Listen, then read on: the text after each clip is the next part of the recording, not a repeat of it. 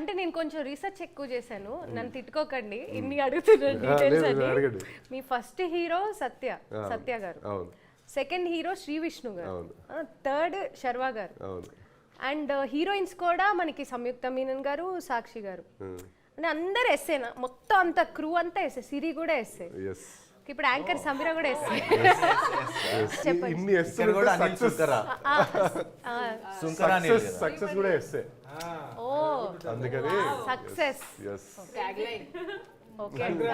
సంక్రాంతి మీరు power star గారితో చేశారు అండ్ బాలయ్య గారితో మూవీ చేశారు అండ్ శర్వా గారితో ఇప్పుడు మూవీ చేస్తున్నారు. How is the working experience when you are working with legends like these?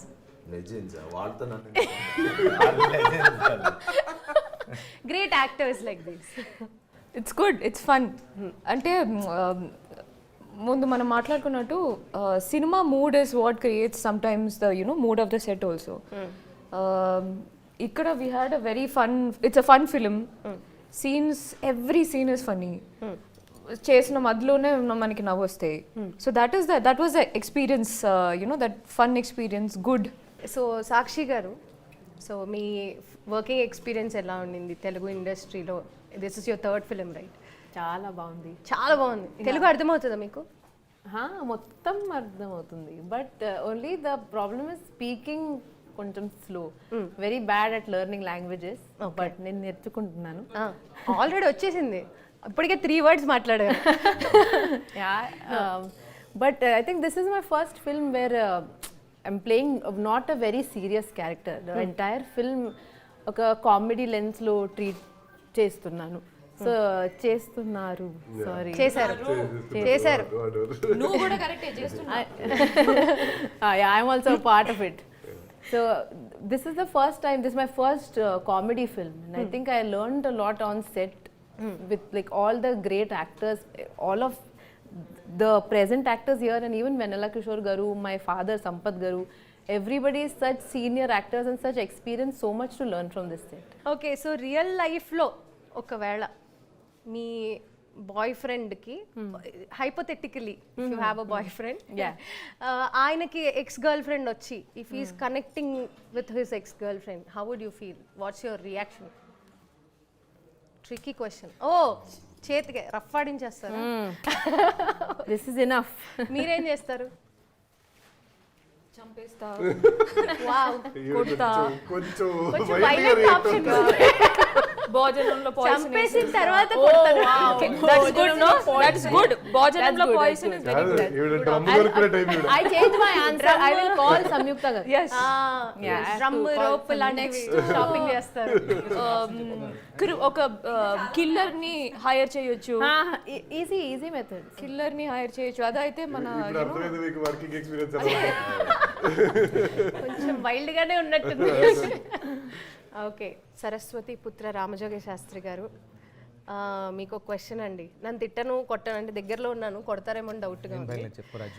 Okay, so ఇప్పుడు జనరల్గా స్క్రిప్ట్స్ రాయాలంటే డైరెక్టర్స్ వేరే వేరే లొకేషన్స్కి వెళ్తారు. లైక్ పూరి గారు బ్యాంకాక్ వెళ్తారు అట్లా స్క్రిప్ట్ రాయడానికి, ఐడియాస్ కోసం. మీరు పాటలు రాయడానికి మీరు కూడా అలాంటి లొకేషన్స్కి ఏమైనా చూస్ చేసుకుని వెళ్తూ ఉంటారా? ఎగ్జాటిక్ లొకేషన్స్ కి? వాళ్ళ ఇంటి పైన కాదు, వాళ్ళ ఇంటి పైన ఒక చిన్న పెంట్ హౌస్ లాంటిది ఉంటుంది, ఆ బయట కూర్చోబెట్టి అక్కడ సాయంత్రం వెళ్తే దోమలు కుడుతుంటాయి, అక్కడ రాస్తూ ఉంటారు. మణికొండ ఎగ్జాటిక్ లొకేషన్ లేదు. చాలా రియల్ ఎస్టేట్ గురించి కొంచెం మాట్లాడాం.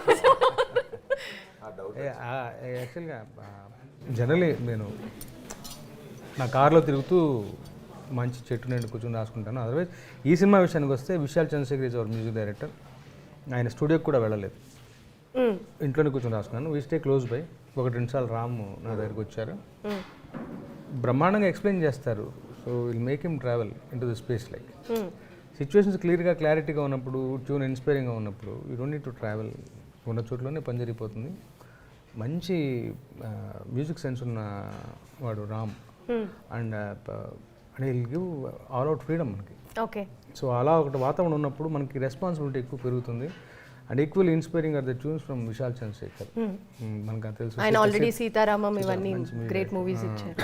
తర్వాత తన దగ్గర ఉన్న ఇదేంటంటే రెగ్యులర్గా ఇప్పుడు సినిమాల్లో సిచ్యువేషన్స్ ఆల్మోస్ట్ అక్కడక్కడ 10-15 సిచ్యువేషన్ చుట్టూ తిరుగుతుంటుంది. బట్ ఒక ఏమంటాం టెంప్లెట్ సిచ్యువేషన్ అయినా కానీ యూ వుడ్ థింక్ డిఫరెంట్లీ. ఇప్పుడు ఈ సినిమాలోనే ఒక టైటిల్ సాంగ్ ఒకటి ఉంటుంది, రేపు ఇవాళ రేపు రిలీజ్ తెలిస్తే మీకు అర్థం అవుతుంది, చూస్తే వింటే మీకు అర్థం అవుతుంది. దాన్ని రెగ్యులర్ లెక్కలో ట్రీట్ చేయొచ్చు, బట్ కొంచెం అవుట్ ఆఫ్ ది బాక్స్ వెళ్ళి దాన్ని వేరే కలర్ ఇచ్చి వేరే ట్రీట్ చేసి ఆ కొత్తదనాన్ని ప్రయత్నం చేసే మ్యూజిక్ డైరెక్టర్ అతను. సో అలా ఉన్నప్పుడు మనకి ఛాలెంజింగ్గా ఉంటుంది. So 4 tracks already already 2 songs దర్శనమే మంచి పెద్ద హిట్ అయిపోయింది. తర్వాత నిన్న మొన్న రిలీజ్ అయినటువంటి బల్లే బల్లే కూడా బాగా రీల్స్ లో బాగా ఫేవరెట్ కేరళ అంబియన్స్ విజువల్స్ కూడా బ్రహ్మాండంగా ఉన్నారు. అదిపోయింది నాకు మీ లాస్ట్ అన్నిటిలోకి ఫేవరెట్ ఇప్పుడు నారీ నారీ మన టైటిల్ సాంగ్. ఆ సాంగ్ రాయడం చాలా కష్టం, ఎందుకంటే Because వేరే అదొక వేరే మీటర్లో ఉంటుంది. దానికి న్యాచురల్గా మనం పాడుకునేలాగా రాయాలంటే చాలా కష్టం. So that something I really enjoyed sir. Even doing that song also it was. అదే ఇప్పుడు నేను అదే చెప్తున్నాను, విశాల్ నేను చెప్తున్నాను specially talking about the same song. అది రెగ్యులర్గా ట్రీట్ చేయొచ్చు, కరెక్ట్. బట్ మ్యూజికల్గా వేరే ట్రీట్మెంట్ ఇచ్చాడు ఆయన, వేరే కలర్ ఆఫ్ ది సాంగ్ అయిపోతుంది. So that becomes a template song for others to follow. So అలాంటి ఒక టెంప్లెట్ బాగా కుదిరింది ఆల్బము. అండ్ ఇంకొక ఈ మూవీలో ఆయన అన్నట్టు ఇలాంటి సిచ్యువేషన్ అంటే బేసిక్గా మనం ఏ సినిమా కథలు తీసుకున్నా హీరో అనేవాడు ఒక స్టేజ్కి వచ్చిన తర్వాత ఒక ఫ్రస్ట్రేషన్ ఏదో ఒక అది వ్యక్తపరచడం కోసం మనం ఒక పాట రూపంలో దాన్ని సెలెక్ట్ చేసుకుంటాం. సో అది కథ ఏదైనా కానివ్వండి, అక్కడికి వచ్చేసరికి సిచ్యువేషన్ అదే.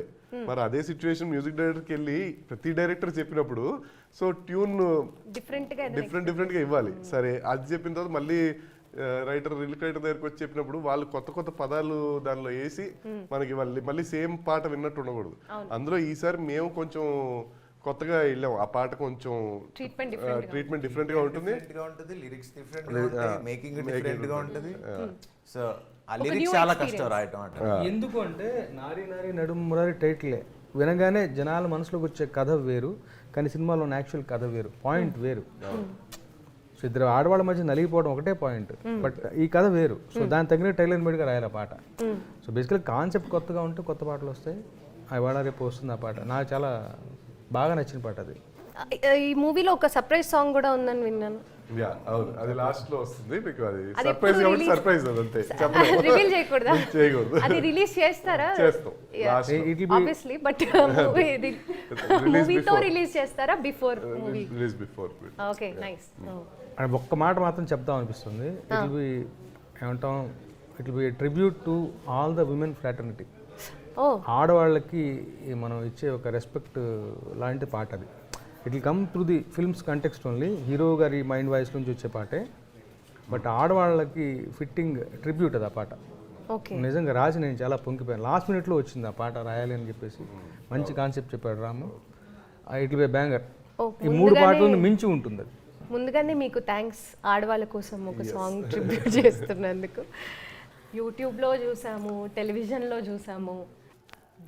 ఈ మూవీలో నీ క్యారెక్టర్ ఏంటి? చెప్పకూడదు. But I totally respect her because అంటే తను అంటే మామూలుగా ఇప్పుడు ఇందాక తనని చూసి మా సినిమాలో ఇంకో వేరే క్యారెక్టర్ అన్నమాట totally. First time of set చూస్తున్నా ఇక్కడ చూసి లైక్ అమ్మ ఫైనల్లీ అంటే తను తెలుసు సిరి మామూలు బయట చూస్తుంటా కదా, బట్ మా సినిమాలో నాకు అది మా క్యారెక్టరే గుర్తు. ఎందుకంటే రోజు ఆ కాస్ట్యూమ్లో అలానే చూసి అలా అలవాటు అయిపోయింది. బట్ ఈ క్యారెక్టర్ ఒప్పుకుని తను చేయడానికి నిజంగా గట్స్ ఉండాలి. Not everybody actually can do or should have the guts to do that kind of a role. So she believed in the film and I think I respect that. Thank you so much, sir.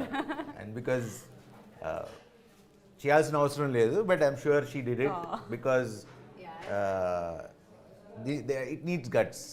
ఒక woman గా ఉండి అంత young woman ఉండి అందంగా ఉండి almost వచ్చేసారు. ఏం తప్పే ఉంది. లేదు. ఇంకో 4 రోజుల్లో తెలిసిపోతుంది. అప్పుడు చూద్దాం. So I want people to appreciate her guts. Yes, yes. Thank you so much Sharwa garu. Almost But ఈ credit చెప్పారండి. అయితే మన డైరెక్టర్ కి వస్తుంది. ఎందుకు అంటే నేను ఐ వాజ్ షూటింగ్ అనమాట ఆ టైంలో. సార్ ఇలా కాల్ చేసి డైరెక్షన్ టీం వాళ్ళు కాల్ చేశారు. ఇట్లా ఒక రోల్ అనుకుంటున్నామండి అని ఆ రోల్ గురించి చెప్పారు. ఐ వాజ్ లైక్ ఓకేనండి, సరే అండి బాయ్ అని పెట్టేసా.